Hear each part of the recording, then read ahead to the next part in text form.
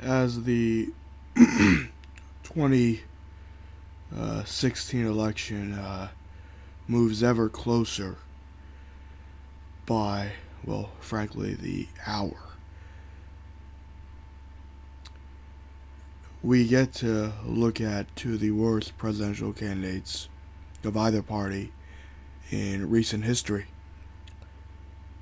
But we also have to look at the sitting president and see how he has conducted himself, what he has done in the name of, quote-unquote, protecting and defending the nation, and what were some of his greatest failures in that.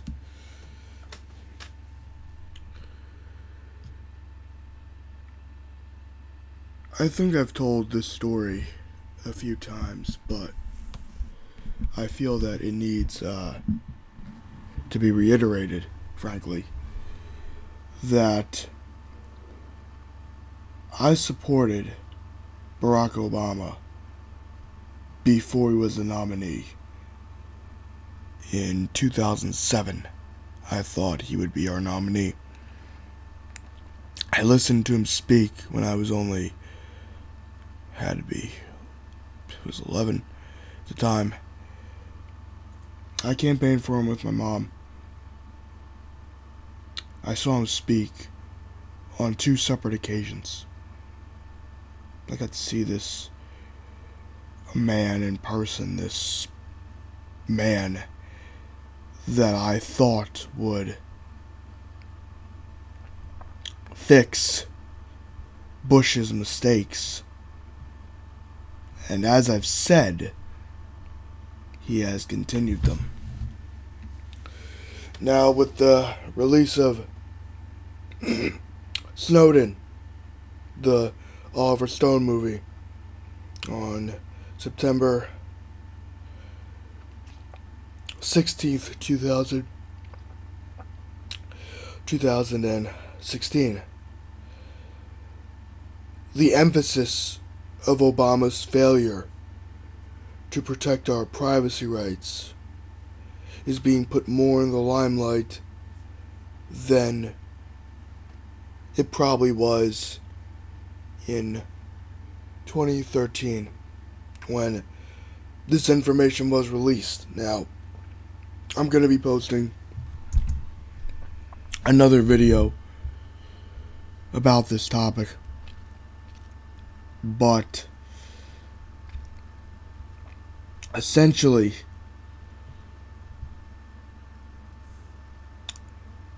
Barack Obama failed to protect the U.S. Fourth Amendment, to protect the Constitution.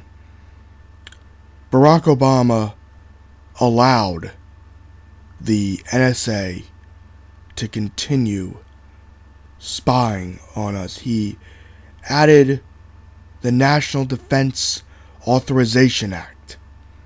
He allowed the NSA to keep spying on us, even though he was a constitutional lawyer. This is the same man that argued that what Bush was doing was absolutely disgraceful, that it was violating our constitutional rights. And even with these credentials in place, he still allowed this to continue. Some people wonder why, after the 2016 election, I will probably not consider myself a Democrat. Morally, legally, on paper, I'll be a Democrat because, unfortunately, you need to be registered in a political party to participate in the primaries. But that's a different story for a different time, frankly. In 2010, I researched about George W. Bush and the Patriot Act. I read through it. I got books on it. I wrote a decent paper for 8th grade. It's probably somewhere. But I guess I've been passionate about our rights to privacy. Hearing my mom, a former activist of the 80s, say that she doesn't expect any more privacy rights after this. She doesn't expect to have the right to privacy anymore. That is absolutely disgraceful that the government has gotten away with this.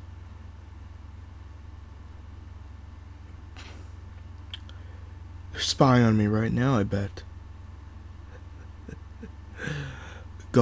Connected to my fucking Wi-Fi. If they wanted to, they could probably unmute my mic, turn on my computer,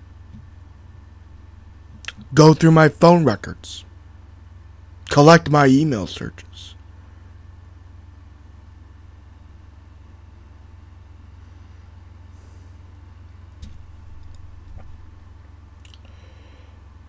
I don't feel that I live in a democracy anymore. I feel I live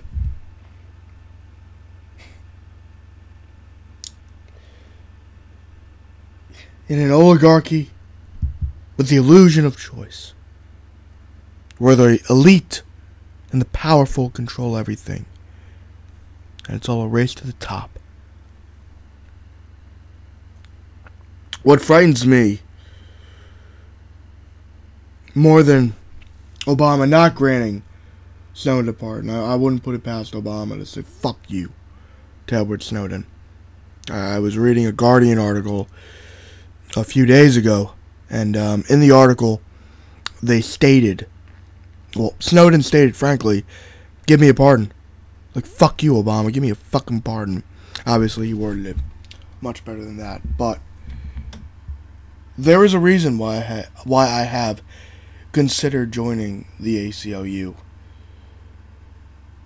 This is one of the few groups in the United States that gives a damn about the Constitution, that gives a damn about the Bill of Rights, that cares about free speech at any cost, even if it is to the worst of the worst. I will be gladly joining my local ACLU branch, because it's the last line of defense. The only way that I can try to continue what Edward Snowden started is by being a part of an organization that fights the government from infringing on our rights. We have laws on the book where the president can declare martial law at any given time, at any given moment. The President of the United States has the ability to declare martial law if he or she desires. Now, I've said this about Trump, but I cannot emphasize this enough. If you give a damn about anything Snowden did, then by principle you can't vote for Trump. You can't consciously vote for Trump. You can't logically vote for Trump. You can't ethically vote for Trump. I mean, this guy, I've told you people that he is an authoritarian by his nature. He can't help it. The way he would have to run his businesses is incompatible with the democratic society. You expect the CEO of a major corporation who has been in control of of all the goings on there to allow the legislative and judicial branch get in the way of whatever he wants to do? You'd be a fool. A total fool to think that. hearing what he wants to do to Snowden. He wants to kill him. Not even pardon him. I mean, the problem is, Snowden wouldn't have gotten a fair trial anyway, but the people running, I mean, you got fucking Hillary Clinton as nominee. I can't believe this shit. Sunday, I'm gonna be campaigning for this fucking bitch. This fucking bitch.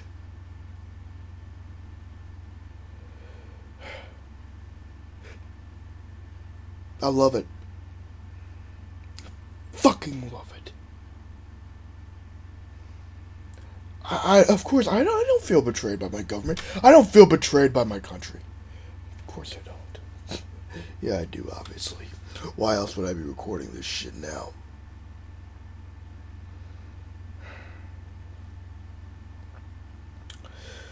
Everyone in this election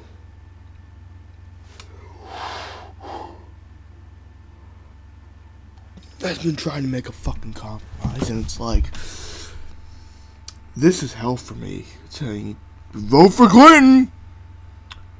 Vote for Clinton! That's what it's like. It's like hell. It's like, what's my alternative? A fascist? An authoritarian? That's my option. I guarantee you, Clinton won't pardon Snowden.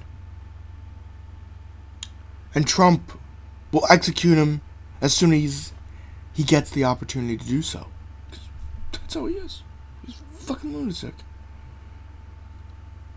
And I'm gonna be campaigning for one of these assholes.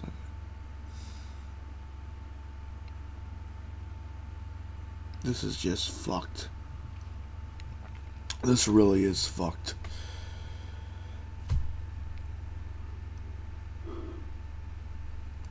Some of you may ask, well, why vote at all? Well, maybe I just see this election as one battle, depending on who gets in office. I see. When I see Clinton, I see it as surrendering a temporary battle in pursuit of a grander victory.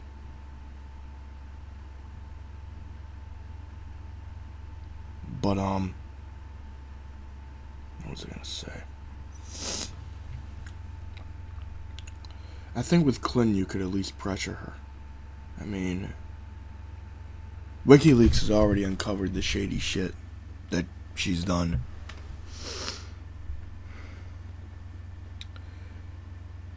If I could ask Obama one question, if I could see him again at some type of Q&A, I would just want to know why. Why? Why did he let this continue? What was going on through his head where he felt the NSA has the right to do it if they want. I'm not even going to fight the Patriot Act. Fuck that.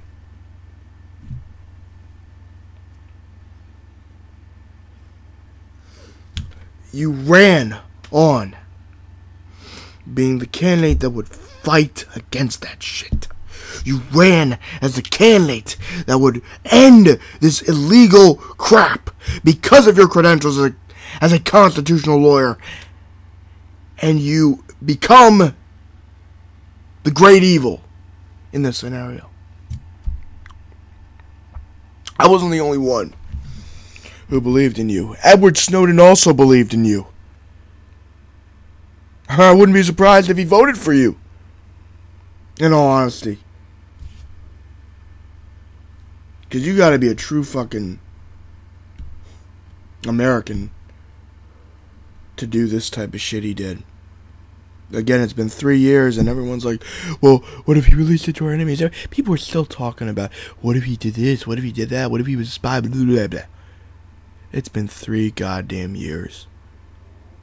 If there was any way that the mainstream media could essentially crucify Snowden, character assassinate him, they would have done it by now. They would have done it in 2013, for God's sake.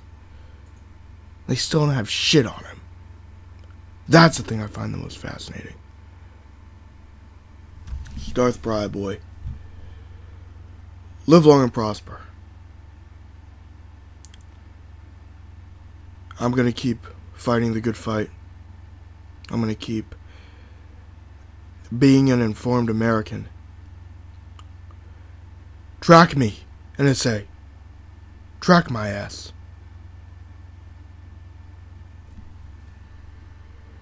Snowden's right. Even if you killed him.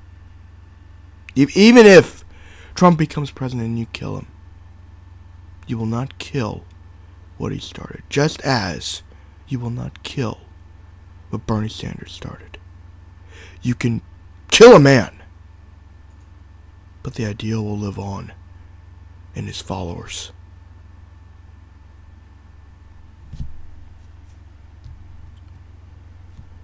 One second, please.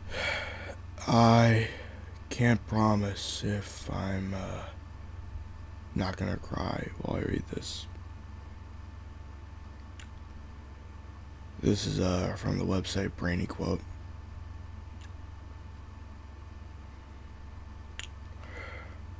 Each time a man stands up for an ideal, or acts to improve the lot of others, or strikes out against injustice, he sends forth a tiny ripple of hope, and crossing each other from 1,000,000 different centers of energy and daring, those ripples build a current that can sweep down the mightiest wall of oppression and resistance.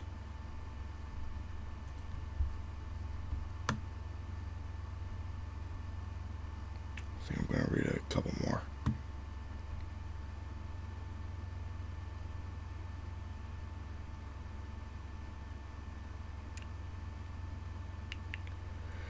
Few will have the greatness to bend history itself, but each of us can work to change a small portion of events, and in the total of all those acts will be written the history of this generation.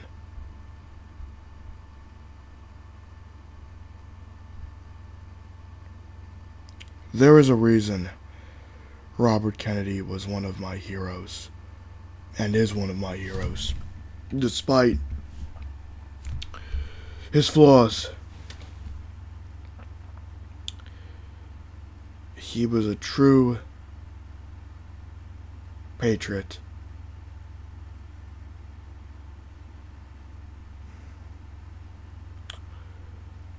This is a message to Clinton and Trump. I know they'll never receive this. I'm no one. I've only got 338 subs on my YouTube channel, but if you give a shit about your privacies, your right to privacy being violated without a warrant from a judge, then by all means, if you have a Twitter, follow Edward Snowden. Thank him for his service to our nation.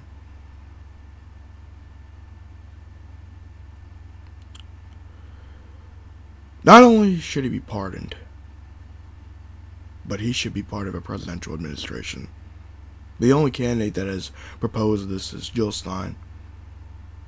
And while I have my problems with Jill Stein, I think that is a man who deserves to be part of an administration.